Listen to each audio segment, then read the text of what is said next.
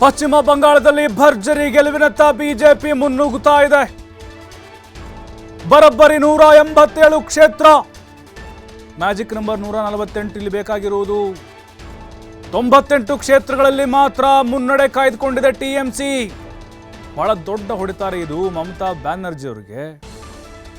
SIR ಆಯಿತು ನೋಡಿ, ಕಾದು ನೋಡಿ ಅಂತ ಮಮತಾ ಬ್ಯಾನರ್ಜಿ ಹೇಳ್ತಿದ್ದಾರೆ. ಕಾದು ನೋಡಿ ಅಂದ್ರೆ ಏನು ಮಾಡ್ತಾರೆ ಹಾಗಾದ್ರೆ? ಏಜೆಂಟ್ಗಳು ಸ್ಟ್ರಾಂಗ್ ರೂಮ್ ಬಿಟ್ಟು ತೆರಳದಂತೆ ಸೂಚನೆಯನ್ನ ಕೊಟ್ಟಿದ್ದಾರೆ.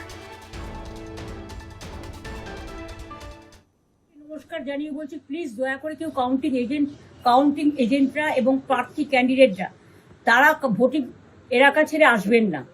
স্ট্রং রুমে যেখানে কাউন্টিং হচ্ছে মানে সেন্টারে, সেখান ছেড়ে কেউ আসবেন না। এটা বিজেপির প্ল্যান।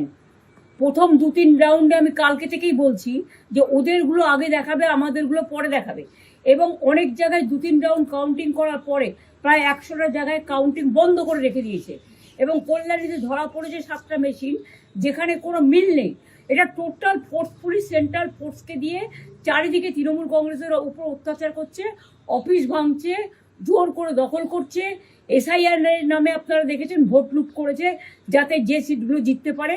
কিন্তু এখনো এমন 70টা সিট আছে, 100টা সিট আছে যেগুলো আমরা এগিয়ে আছি, সেগুলো বলছে না।